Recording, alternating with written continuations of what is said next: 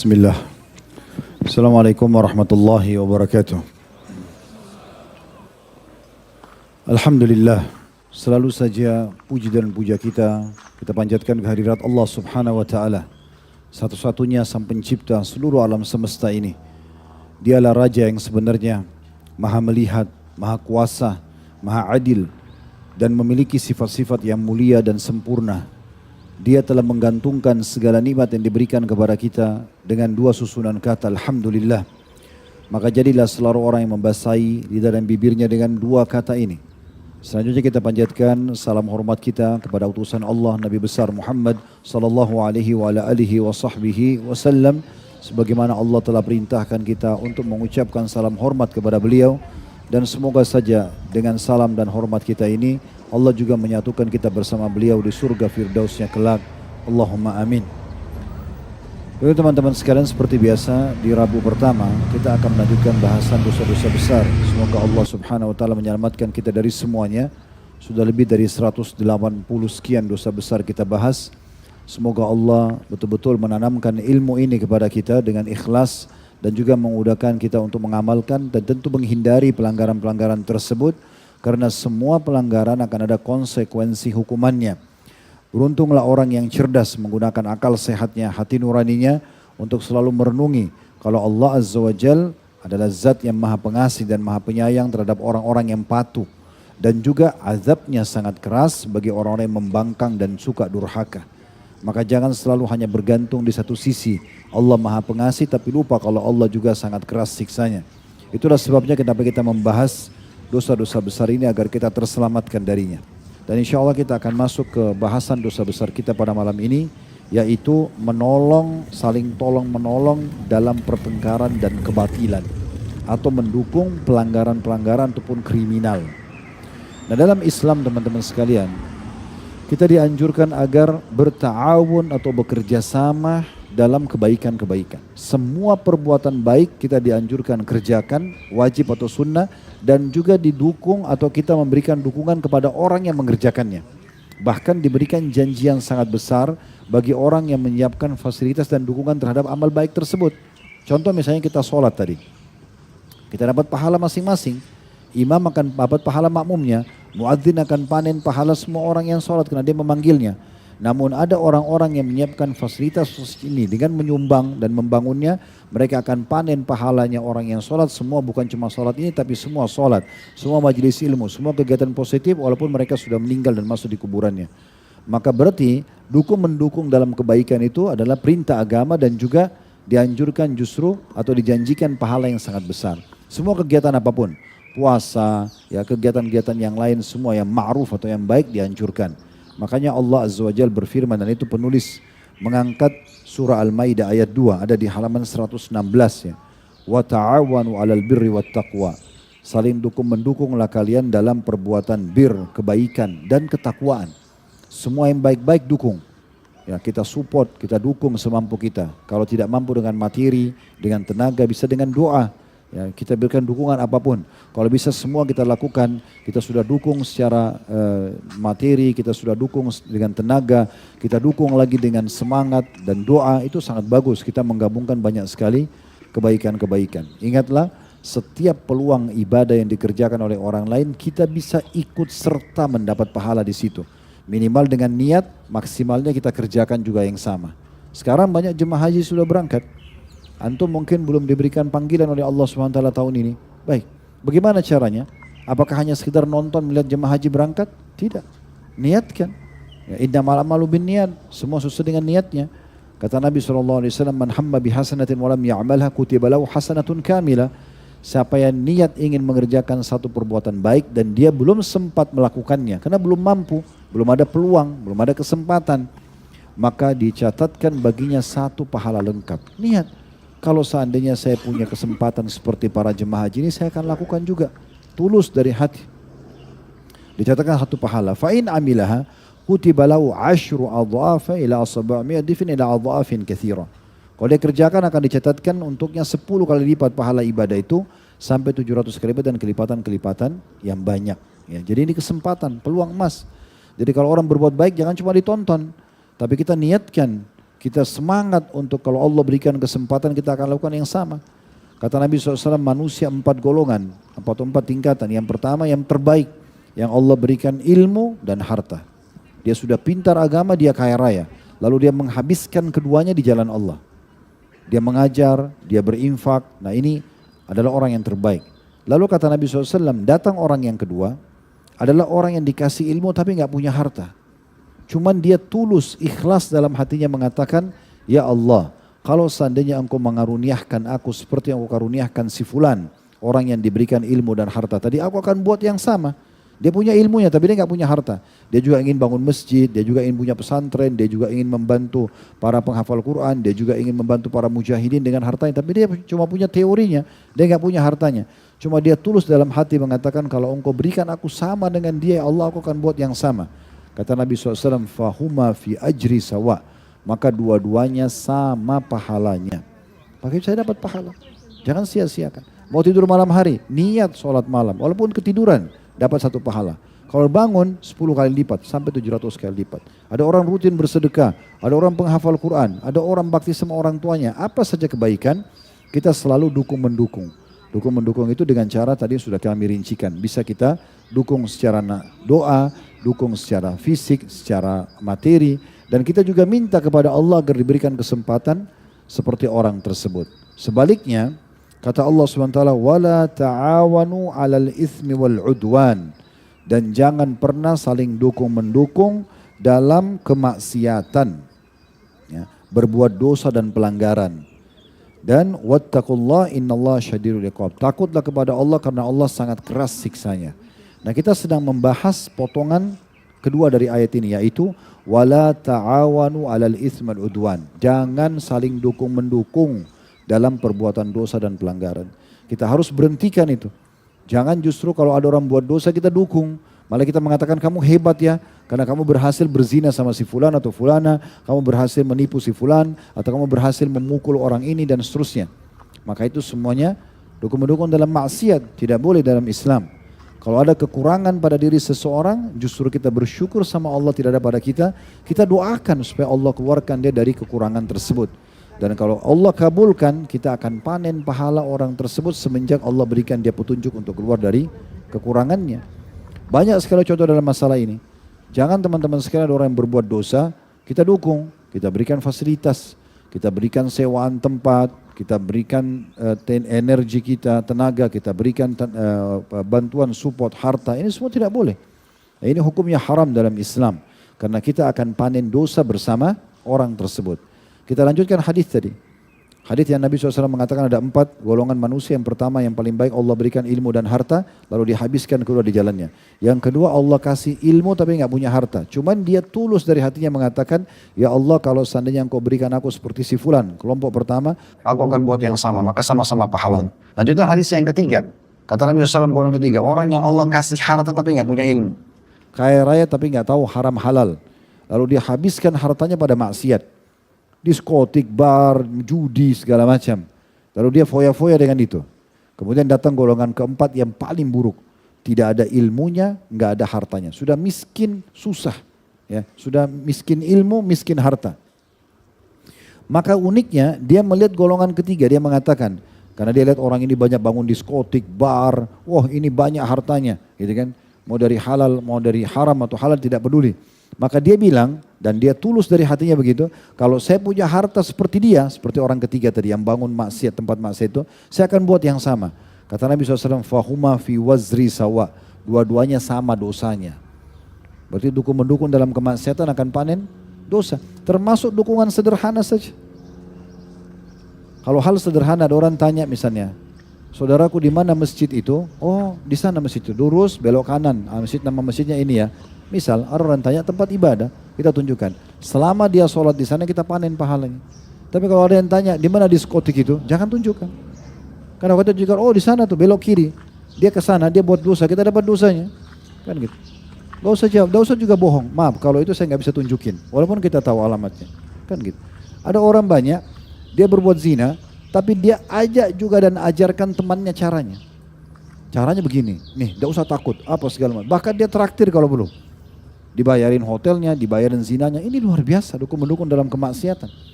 Maka Allah menutup ayatnya sambil mengatakan, sesungguhnya Allah amat keras siksaannya. Masuk dalam masalah ini, teman-teman sekalian, juga firman Allah Subhanahu wa taala di ayat yang selanjutnya diangkat oleh penulis surah An-Nisa ayat 85. Man yashfa' syafa'atan hasanatan yakun lahu nasibun minha wa man yashfa' syafa'atan sayyi'atan yakun lahu kiflun minha wa kana Allahu ala kulli syai'in muqita. Barang siapa yang memberikan syafaat yang baik, dukungan yang baik terhadap perbuatan-perbuatan yang baik. Tentu baik ini di pandangan atau di syariat Allah Subhanahu wa taala. Bukan pandangan individu, karena orang-orang non-muslim pandang mabuk itu baik-baik saja. Pergaulan bebas baik-baik saja. Islam memandang itu buruk. Ya. Jadi siapa yang memberikan dukungan yang baik, niscaya ia akan memperoleh bagian pahala darinya. Tadi tunjukkan masjid, tunjukkan mayat yatim, apalah ada orang minta nasihat, kita selalu masuk dalam alam itu, maka kita akan panen pahala bersama dia. Dan barang siapa yang memberikan dukungan yang buruk, niscaya ia akan memikul bagian dosa darinya. Allah Maha Kuasa atas segala sesuatunya. Jadi kita lihat di sini bagaimana Islam menyuruh kita semua menjadi muslim yang baik, mendukung kebaikan-kebaikan, kejujuran, tanggung jawab, ya apalah bakti sama orang tua, membantu orang susah, segala macam kita dukung-mendukung. Ya begitu juga dengan hal-hal yang buruk kita tidak boleh dukung-mendukung, bahkan kalau perlu kita memberhentikan kemungkaran tersebut. Selanjutnya dalil yang ketiga diangkat oleh penulis berhubungan dengan masalah bagaimana kalau seandainya ada orang yang sudah kena hukum had. Had itu adalah hukuman-hukuman Allah Subhanahu wa taala yang berhubungan dengan hukuman fisik. Seperti pencuri dipotong tangannya, orang berzina dicambuk, kalau belum menikah, kalau sudah menikah dirajam, ya. Kemudian pencuri dibunuh, dihukum mati. Ini semua kalau kepergok dan tegak hujah padanya. Dan yang menentukan hukum ini adalah pemerintah.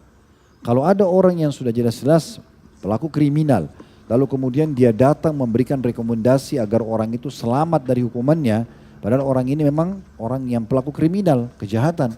Dan kalau dibebaskan dia akan buat masalah lain lagi, kan gitu. Maka ini berarti masuk dalam kategori dosa besar yang sedang kita bahas, karena dia sedang mendukung kebatilan dan kriminal, itu tidak boleh. Ada orang-orang teman-teman sekalian yang hatinya lembut, subhanallah, ditegur dengan lisan, dia buat salah, dia sadari, oh ya saya salah, ditinggalkan. Itu alhamdulillah, itu sangat baik. Tapi ada orang tidak, subhanallah, harus dengan hukuman, baru dia sadar. Ada orang begitu kan, kita nasihatin tidak mau dengar, 2 kali 3 kali, nanti tabrakan, nanti dan itu baru dia sadar. Ada seorang anak muda di Saudi, tabrakan, kakinya patah. Subhanallah, ada seorang syekh di Saudi, dia kerjanya, ini ijtihad dari beliau. Dia selalu datang ke rumah sakit terdekat di kotanya, kemudian dia izin sama pemilik rumah sakit, saya mau menjenguk pasien di sini. Kebetulan karena di Saudi orang-orang di masa itu ya, saya tidak tahu ke depannya, yang menjadi pasien orang-orang muslim semuanya. Maka dia datang, kemudian dia masuk di kamar, dia pamit, dia ucapin salam, dia sampaikan beberapa hadis atau nasihat agar bersabar, kemudian dia pindah ke kamar sebelah. Begitu kerjanya. Sampai dia masuk kamar, satu anak muda kakinya patah, lagi digantung, ya, lagi diikat. Ya. Maka dia lihat kejadian itu, dia lihat dari semua pasien dia kunjungi hari itu, ini orang yang paling parah karena masih muda dan kakinya sudah patah. Maka dia mengatakan sabarlah dan segala macam. Langsung anak muda itu mengucapkan kata-kata yang mengagetkan syekh ini. Dia mengatakan, syekh, saya justru bersyukur saya begini. Kok bisa kau bersyukur? Kakimu kan patah. Dia bilang iya. Karena saya ini termasuk dulu orang yang sangat lalai dari agama. Semua kriminal saya sudah buat. Kelakuan banyak kejahatan-kejahatan gitu. Tapi subhanallah satu waktu Allah buat mobil saya tabrakan, kaki saya patah. Awalnya saya nggak bisa terima. Berhari-hari saya di sini, saya menangis, saya berkuda, saya teriak. Tapi nggak ada hasilnya. Sampai akhirnya Allah lunakkan hati saya bisa menerima ini sebagai ujian. Dan Anda tahu, sekarang sudah 1 tahun atau 2 tahun saya dirawat di situ, saya sekarang hafal 30 juz Al-Quran. Kalau saya tidak ditabrak begini, mungkin saya tidak hafal dulu. Saya jauh dari agama, justru ujian ini membuat saya sadar. Ada orang subhanallah nanti ujian datang baru dia mau sadar. Ada orang hatinya lunak, sedikit diingatkan, akhi jangan begini, ukhti jangan begini, dia sadar. Ada orang tidak. Terus nanti datang hukuman baru dia mau sadar. Dan ingat, kalau peringatan Allah sudah datang, yang kecil, kita tidak mau engah, maka datang peringatan lebih besar. Yang paling sederhana setiap orang membuat dosa dan kriminal itu adalah rasa khawatir. Orang mau mencuri, orang mau berzina, orang mau berbohong. Pasti ada rasa takutnya kan? takut ketahuan, takut begini, itu pasti ada. Itu peringatan pertama. Kalau dia engah, dia berhenti, aman dia. Tidak ada hukuman. Tapi kalau dia tetap lakukan, nanti Allah akan buat. Dilihat oleh orang, mulai tahap selanjutnya. Supaya dia malu. Gak mau juga, nanti kepergok. Gak mau juga dipermalukan di media. Nanti ada yang sampai gempa, runtuh hotel tersebut. Na'udzubillah, terbongkar dalam kondisi telanjang dan berzina. Kan seperti itu. Itu baru di dunia, belum di akhirat. Maka peringatan terus datang, harus hati-hati. Ya, jadi kita harus hati-hati. Nah, dalam hadis yang diangkat oleh beliau, hadis Ibnu Umar radhiyallahu anhuma, ini masih di halaman 116 sampai 117. Yang berbunyi, man halat syafa'atuhu duna haddin min hududillah faqad daddallaha fi amri wa man khasama fi batilin wa huwa ya'lamu annahu batil wa man khasama billahi hatta yanzi'a anhu wa man qala fi mu'minin ma laysa fihi habisa biridghatil khabal hatta yakhruja mimma qal. Terjemahannya, barang siapa yang dengan syafaatnya, dukungannya menghalangi salah satu hukum hadnya Allah. Tadi saya bilang hukum had itu hukuman yang pelanggaran yang ada hukuman fisiknya. Pencuri dipotong tangannya, orang berzina dicambuk atau dirajam, itu kan namanya had dalam Islam ya. Sudah kepergok, ketangkap, tegak padanya hujah memang dia pelakunya, lalu kemudian harus dihukum dengan hukum Allah, lalu ditolong gitu. Ya, ditolong, diberhentikan. Nah itu barang siapa yang dengan syafaatnya menghalangi salah satu hukum had Allah, sungguh dia telah menantang Allah dengan perintahnya. Maksudnya Allah, dia harus siap Allah akan menghukum dia. Kenapa dia coba menolong orang ini yang harusnya memang hukuman Allah tegak padanya. Barang siapa, ini poin nanti akan jadi titik berat bahasan kita ya. Masih ada beberapa judul, ada 3 judul malam ini kita satukan dalam bahasan kita insya Allah. Ini judul yang pertama, nanti kita akan mundur di halaman 115 dan kita akan maju nanti di halaman 118 karena ini connect dalil yang digunakan gitu ya. Kita masuk ke lanjutan hadis, tapi ini bukan menjadi bahasan inti kita. Yang bahasan tadi yang potongan pertama nanti kita akan jelaskan lagi. Barang siapa yang mendebat seseorang dengan kebatilan, padahal dia mengetahui bahwa hal itu adalah batil. Jadi ada orang, dia tahu nih, dia salah. Orang lain benar, tapi dia terus berdebat, membenarkan sikapnya, maka dia terus menerus berada dalam kemurkaan Allah sampai dia berhenti darinya. Dia tahu batil, tapi tetap dipertahankan. Ini dosa besar, nggak boleh. Antum kalau salah ngaku salah, selesai. Kan kita perbaiki, istighfar kan selesai. Tapi kalau ngotot ini bahaya. Di sini dikatakan akan terus menerus berada dalam kemurkaan Allah sampai berhenti darinya. Kemudian yang ketiga potongannya hadis, barang siapa yang mengatakan pada seorang mukmin perkara yang tidak ada padanya. Jadi misalnya dia fitnah, si fulan begini, si fulan begitu, tujuannya untuk mencelakakan orang itu. Tapi tidak ada padanya. Maka kata Nabi SAW, maka dia akan ditahan dalam ar-radghal khabal atau lumpur yang bercampur dengan perasan kotoran penduduk neraka. Atau tinatul khabal dalam bahasa lain ya. Jadi itu orang na'udzubillah ahli neraka itu dalam banyak hadis disebutkan, mereka kan disiksa. Dan dalam kondisi disiksa itu darahnya keluar, nanahnya keluar, kotorannya keluar, itu semua menumpuk. Dan dibiarkan oleh Allah SWT, itu dijadikan sebagai makanan mereka lagi. Na'udzubillah, itu parah sekali neraka itu ya. Jadi jangan dianggap remeh, itu bukan sekedar tempat siksaan biasa. Mungkin orang kalau digebukin di penjara, kepalanya bocor berdarah, diobatin, ada dokternya, ya, dibersihkan darahnya. Di neraka tidak begitu, ditumpukin, dibiarin tuh nanah dan darah, dijadikan makanan dan minumannya, gitu kan. Nah salah satunya adalah orang-orang yang suka menuduh orang lain, apalagi orang beriman, sehingga terfitnahlah orang tersebut padahal dia tidak melakukannya. Maka dia akan terus ya, akan berada dalam lumpur yang bercampur dengan perasan kotoran penduduk neraka itu sampai dia keluar dari apa yang dia katakan. Dalam kurung bertaubat dan minta penghalalan dari orang yang dibicarakan. Jadi kalau ada masalah sama orang siapapun teman-teman sekalian, maka selesaikan di dunia ini. Selesaikan. Gak ada ruginya minta maaf, maafin saya, selesai. Gak usah, mau tebal muka pun gak apa-apa daripada di akhirat. Akhirat gak bisa negosiasi.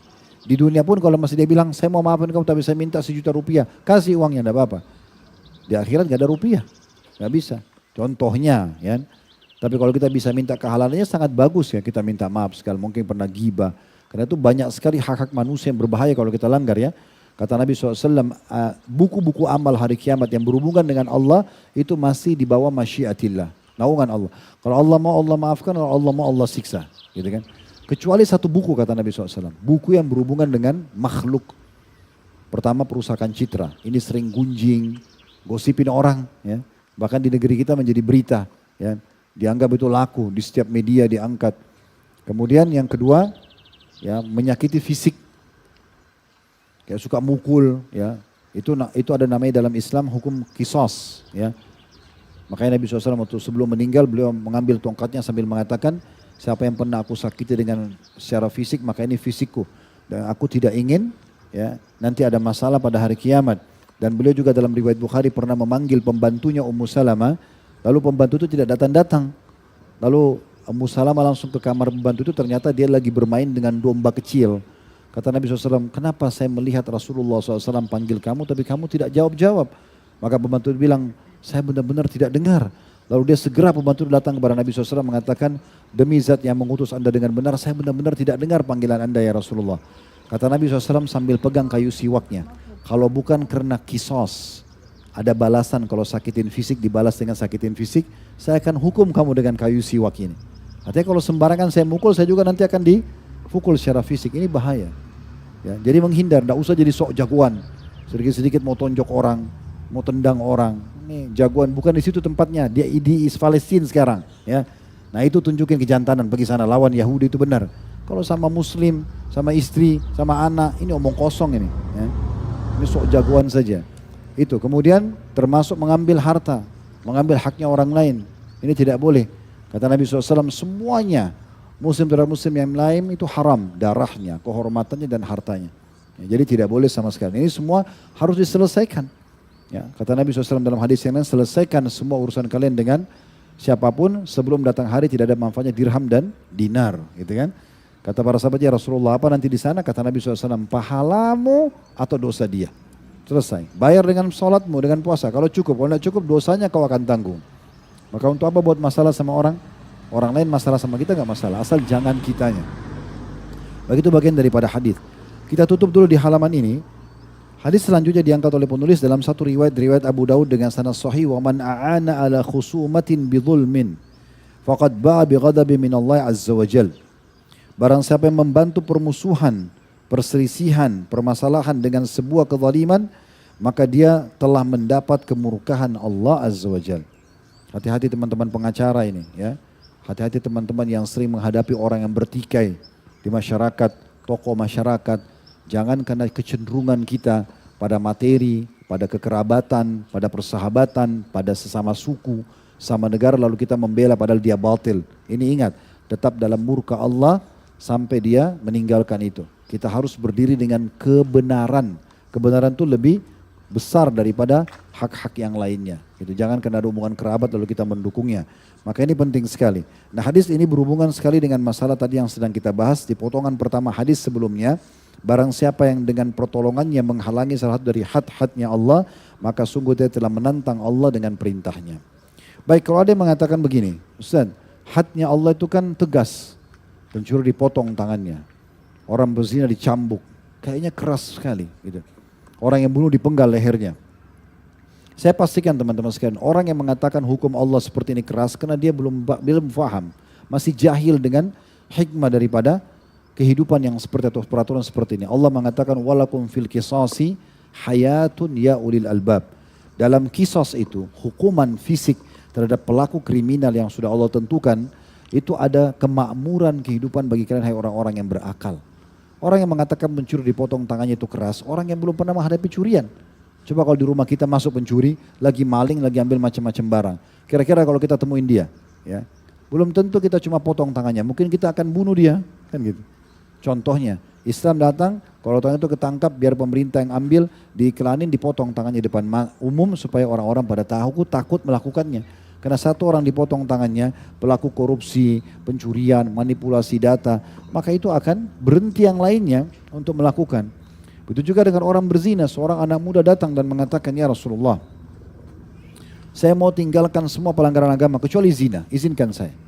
Tapi SAW lihat muka orang ini lalu mengatakan, kalau terjadi pada istrimu bagaimana? Ibumu, adikmu, anakmu, saya nggak mau. Loh kalau gitu kenapa kepada orang lain kau lakukan? Karena akan banyak di belakang wanita itu orang-orang yang tidak suka dengan perbuatanmu. Bayangkan kalau terjadi pada dirimu bagaimana? Kan gitu. Jadi harus hati-hati. Jangan sampai melakukannya karena pasti akan sama sakitnya kalau terjadi pada dirimu. Begitu ya. Nah itu disinggung oleh beliau berhubungan dengan ini dalam surah An-Nur ayat 2. Orang yang menganggap bahwasanya itu kan terlalu keras. Karena mereka tidak tahu masalah itu. Mereka tidak paham. Begitu juga dengan orang yang membunuh. Orang yang mengatakan bunuh itu dipenggal lehernya terlalu keras. Udah penjarain aja seumur hidup. Orang ini tidak paham. Kalau orang itu mengalami, dia sendiri alami, ternyata dia pulang ke rumah istrinya sudah diperkosa atau dibunuh, anaknya dibunuh, apa yang dilakukan? Saya yakin mungkin bukan cuma orang yang pembunuh yang dicari, keluarganya pun kalau ditemukan akan terjadi perang antara keluarga, antara suku, kan begitu. Islam datang tangkap si pelaku kriminalnya, lalu kemudian dihukum mati dia. Nah seperti itu. Itu yang diperintahkan di dalam agama. Jadi memang ada kehidupan, kemakmuran kehidupan di situ kalau orang faham dengan baik. Baik, penulis di sini, Syekh Muhammad rahimahullah mengangkat surah An-Nur ayat 2 sebagai contoh dalam masalah perzinahan. Bisa dilihat di dalam surah nomor 24 ya, dalam Al-Quran surah An-Nur ayat 2-nya. Allah subhanahu wa ta'ala berfirman berhubungan dengan masalah zina ya. Karena ini salah satu hukum had, ada hukum fisik. Ya, kalau dia belum menikah, kepergok, ketangkap, maka dilakukan cambuk 100 kali. Kalau sudah menikah dirajam, gitu kan. Nah itu Allah sebutkan dalam surah An-Nur surah nomor 24 ayat 2-nya. Saya bacakan lengkap ayat karena kalau di buku cuma diambil potongan akhirnya aja. Bunyinya az-zaniyatu waz-zani fajlidu kulla wahidin minhuma mi'ata jaldah wa la ta'khudkum bihima ra'fatun fi dinillahi in kuntum tu'minuna billahi wal yawmil akhir wal yashhad adzabahuma ta'ifatun minal mu'minin. Artinya perempuan yang berzina dan laki-laki yang berzina. Ini kalau mereka belum menikah. Ya. Maka derahlah tiap-tiap seseorang dari keduanya 100 kali derah. Hukum Allah dari 1400 tahun yang lalu. Kepergok ketangkap pemerintah cambuk 100 kali derah. Dan janganlah belas kasihan kepada keduanya mencegah kamu untuk menjalankan agama Allah. Jika kamu beriman kepada Allah dan hari akhir. Dan hendaklah pelaksanaan hukuman mereka disaksikan oleh sekumpulan orang-orang yang beriman. Sekumpulan orang-orang yang beriman. Saya bacakan dulu, ini saksi bahasan kita yang diangkat oleh penulis adalah potongan ayat dan janganlah belas kasihan kepada keduanya mencegah kamu untuk menjalankan agama Allah. Jadi harus tetap diberikan hukuman supaya yang lainnya berhenti. Namun saya bacakan dulu ayat 3-nya karena ayat 2 ayat 3 ini ada sebab nuzulnya. Nanti akan saya sebutkan sebentar insyaAllah. Di situ dikatakan ayat 3-nya az-zani la yankihu illa zaniyatan aw musyrikatan waz-zaniyatu la yankihuha illa zanin aw musyrik wa hurrima dzalika 'alal mu'minin. Laki-laki yang berzina atau memang kerjanya terus berzina tidak taubat. Kalau yang pernah berzina lalu taubat tidak kena dalam ayat ini, tapi dia memang masih dia terpredikat atau dia punya istilah orang ini berzina. Tiap hari kerjanya berzina, gitu ya. Laki-laki yang berzina. Dan laki-laki yang berzina tidak mengawini atau menikah melainkan dengan perempuan yang berzina juga. Dan subhanallah ini memang alamnya sama ya. Kalau tiap hari dia zina, ke diskotik, ke bar, pelacur, pindah. Nanti dia nikah sama pelacur juga itu. Kuasa Allah, dia tidak mau nikah sama wanita baik-baik di majelis salim, tidak mau. Jadi Allah bilang, laki-laki berzina, dia akan nikah sama perempuan berzina juga. Dan perempuan atau perempuan musyrik. Dan perempuan yang berzina, pelacur, tidak nikah atau dinikahwini melainkan oleh laki-laki berzina juga. Dan atau laki-laki musyrik. Dan yang demikian itu diharamkan atas orang-orang mukmin. Dua ayat ini ada sebab turunnya, diantaranya disebutkan oleh Imam An-Nasai bahwasanya ada seorang sahabat namanya Marthad bin Abi Marthad radhiyallahu anhu. Beliau ini setelah masuk Islam sempat membawa beberapa orang dari kota Mekah. Di antaranya salah satunya ada satu wanita namanya, seingat saya, Anak. Ya. Wanita ini pelacur. Karena dia tahu perempuan itu di masa jahiliyah dan perempuan ini belum taubat dari dosanya. Dia memang pelacur profesinya. Lalu dia datang kepada Nabi SAW. Marthad ini datang lalu mengatakan, ya Rasulullah, saya mau nikahi anak ini. Saya mau nikah sama dia. Maka Nabi SAW diam, tidak menjawabnya. Karena si Marthad ini termasuk orang yang beriman. Cuma mungkin dia prihatin, dia kasihan, dia mau nikahi gitu kan. Dan dia pernah kenal wanita itu sebelumnya atau sebelum masuk Islam. Lalu tidak lama kemudian turun firman Allah SWT surah An-Nur ayat 2 ini yang mengingatkan dan juga ayat 3 bahwasanya tidak boleh ya. Atau orang-orang yang pezina, laki-laki dan perempuan cambuk mereka 100 jerah dan jangan kalian berbelas kasih karena pelanggaran mereka terhadap agama Allah, kalau kalian beriman kepada Allah hari akhir, dan harus ada sekelompok orang beriman menyaksikan siksaan mereka supaya mereka ya mengambil pelajaran. Dan laki-laki yang berzina hanya akan nikah dengan perempuan berzina. Seakan-akan Nabi ingin menyampaikan, hai Marsad, kau bukan berzina, kenapa kau harus nikah sama berzina wanita?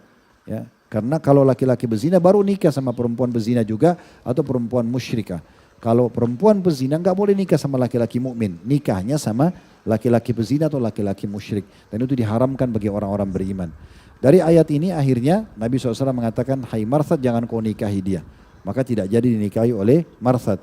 Dari ayat ini juga kita ambil pelajaran. Ini ikhwah semua sini, jangan jadi pahlawan kesiangan. Ada perempuan pelacur, udah kau tobat aja nanti saya nikahi. Nggak usah. Ya, nikah sama perempuan yang baik-baik. Ngapain cari buat PR ini? Ya? Mau jadi pahlawan kesiangan. Antum aja imannya masih lemah, ya, baru mau jadi pahlawan kesiangan. Ya, enggak usah. Beda kalau kasusnya ada orang pernah berzina, taubat, itu nggak masuk dalam bahasan kita. Dia masa lalunya dulu kelam, tapi sudah bertobat, itu tidak ada masalah. Karena taubat, at-taibu minadz dzambi kaman la dzambalah. Orang yang tobat dari dosa, seperti orang tidak ada dosanya lagi. Tidak ada masalah. Tapi dia masih berprofesi itu, antum yang jadi pahlawan kesiangan, ayo tobat, nanti saya nikahi kamu, itu nggak boleh. Ya, diharamkan bagi orang-orang beriman, ya, Allahu a'lam. Saksi bahasan kita, Allah mengatakan jangan berbelas kasihan kepada keduanya, mencegah kamu untuk menegakkan atau menjalankan agama Allah jika kamu beriman kepada Allah dan hari akhir. Juga dalam riwayat, kata penulis ini di halaman 115, jadi yang pegang buku kita mundur ya. 115 dalam riwayat keduanya yang diriwayatkan oleh Bukhari Muslim dalam hadis Al-Makhzumiyah. Al-Makhzumiyah ini suku ya, suku Makhzumi. Dulu ada seorang wanita setelah masuk Islam ya, perempuan ini, rupanya perempuan ini sebelum masuk Islam berprofesi atau dia terbiasa mencuri. Kerjanya mencuri. Setelah masuk Islam ketangkap, tapi dia dari suku Makhzumi terkenal. Saya punya kedudukan. Di masa jahiliyah tidak dipotong tangannya. Tidak dipotong tangannya. Maka setelah masuk Islam, mereka tahu kalau hukum Islam potong tangan. Maka sempat beberapa sahabat, karena masih baru-baru masuk Islam, mereka potong tangannya. Gimana caranya? Perempuan ini kan terhormat di sukunya, masa dipotong tangannya? Apakah dalam Islam sama dulu di masa jahiliyah kalau orang terkenal tidak dipotong tangannya? Ya gitu. Mereka negosiasi, siapa kira-kira yang menemui Nabi ini? Mereka cari, ketemu dengan Usama bin Zaid radhiyallahu anhu. Usama bin Zaid terkenal, dia dapat julukan orang yang dicintai oleh Nabi, dan ayahnya Zaid bin Harithah juga cinta atau kecintaan Nabi SAW. Gitu julukan keduanya ya. Zaid bin Harithah ini ayah si Usama, pernah menjadi anak angkat Nabi SAW, bahkan pernah diubah namanya di awal-awal sebelum turun ayat yang menegur itu Muhammad bin Zaid, Zaid bin Muhammad. Tapi setelah turun ayat melarang untuk memanggil atau menjadikan Nabi SAW sebagai ayah seseorang di antara kita semuanya, maka diganti kembali menjadi Zaid bin Harithah. Anaknya namanya Usama, dua-duanya dikenal dengan kekasih Nabi SAW. Mereka lobi Usama, coba Usama kamu bicara sama Nabi. Mungkin perempuan ini bisa tidak dipotong tangannya. Begitu Usama masuk melaporkan kepada Nabi SAW, Nabi langsung marah. Dan Nabi mengatakan perkataan yang masyhur dalam hadis ini ya. Hadis riwayat ini diriwayatkan oleh Imam Bukhari Muslim, atashfa'u fi haddin min hududillah, atashfa'u fi haddin min hududillah. Apakah kau ya berani memberikan pertolongan, meminta keringanan dalam salah satu hukum hadnya Allah? Dia tidak boleh, haram. Lalu dalam riwayat lain Nabi SAW mengatakan, ketahuilah kalau seandainya Fatimah binti Muhammad, anakku sendiri mencuri, saya akan potong tangannya. Walaupun saya raja, walaupun saya nabi, seakan-akan Nabi bilang begitu, tetap saya potong tangannya. Apalagi cuma perempuan ini. Nah, gitu. Jadi tidak boleh kita berikan dukungan kepada pelaku kriminal yang sudah kepergok. Bedakan teman-teman, ini penting ya. Bedakan orang yang tidak kepergok, nggak boleh. Nggak boleh antum sengaja datang ke hotel orang, ke rumah orang, cari tahu dia mencuri nggak, dia zina, itu nggak boleh. Itu namanya tajassus, nggak boleh dalam Islam. Itu juga dosa besar sendiri. Tapi kalau ada orang kepergok ketahuan, memang dia melakukannya bukan sengaja dipergoki ya, memang dia kepergok, itu beda, tegak hukum padanya. Ya. Tapi yang menegakkan hukum itu adalah pemerintah. Dalam riwayat yang lain disebutkan oleh Imam Malik, riwayat yang ketiga, itu di Imam Malik meriwayatkan, ada putun nomor 143 dari Az-Zubair bin Awam radhiyallahu anhu, idza balagatil hududus sultana fala'anallahu asy-syafi'a wal musyaffa'. Jika hukum-hukum had telah sampai kepada penguasa, sudah tegak hujah dan akan ditegakkan padanya peraturan itu, maka Allah melaknat syafi', dalam kurung orang yang memberi syafaat, memintakan bagi orang lain, dan musyaffa' atau orang yang diterima syafaatnya. Jadi orang yang coba memberikan rekomendasi supaya tidak dihukum, dan orang yang diselamatkan dengan rekomendasi dia, dua-duanya itu dikena laknat ya atau murka Allah Subhanahu wa taala. Ibnu Umar juga berkata radhiyallahu anhu, "Man halat syafa'atu duna haddi min hududillah faqad dadallah fi amri." Barang siapa yang dengan pertolongannya menghalangi satu dari hukum had Allah, maka sungguh dia telah menantang Allah dengan perintahnya. Yang terakhir teman-teman sekalian, sebagai penutup kita pindah ke halaman 118. Ini soalnya mirip-mirip ya, saya satukan saja. Itu dengan judul yang ditulis oleh penulis, barang siapa yang mempersaksikan sesuatu hendaklah dia berbicara yang baik ataupun diam. Mengangkat sabda Nabi SAW dari hadits Abu Hurairah radhiyallahu anhu riwayat Imam Muslim, "Man kana yu'minu billahi wal yawmil akhir fa idza syahida amran falyatakallam bi khairin aw liyaskut." Barang siapa yang beriman kepada Allah hari akhir, jika dia mempersaksikan sesuatu hendaklah berbicara dengan baik atau dia diam saja. Maksudnya kalau ada sesuatu yang betul orang itu dan kita perlu berikan dukungan dan dia bisa terselamatkan karena memang dia tidak salah, berikan. Tapi kalau itu salah, jangan ikut-ikutan. Ya, walaupun orang terdekat dengan kita. Ini juga pernah saya singgung dalam bab pendidikan anak-anak. Ya. Jadi banyak orang tua kadang-kadang dia tidak tahu bagaimana cara mendidik anak dengan benar. Anaknya sudah buat kesalahan tetap didukung supaya dikeluarkan dari penjara, dikeluarkan dari tempat hukuman yang sebenarnya dia sudah narkotika, dia sudah melakukan kesalahan besar yang harusnya dia kena hukuman. Akhirnya anaknya tidak tobat-tobat dan terus saja besok mengulangi, lusa mengulangi, jadi masalah baru buat dia. Kan gitu. Berapa banyak ibu-ibu gitu nangis-nangis, pernah ada kami dapat kasus begitu, nangis-nangis anaknya buat narkotika, ketangkap. Lalu nangis-nangis suruh suaminya keluarkan, dipaksa keluarkan, akhirnya dikeluarkan. Besok, minggu depan, tahun depan, bulan depan buat lagi masalah. Dan tidak pernah selesai. Coba dibiarkan kena hukuman, dia akan taubat tentunya. Nah seperti itu gambarannya.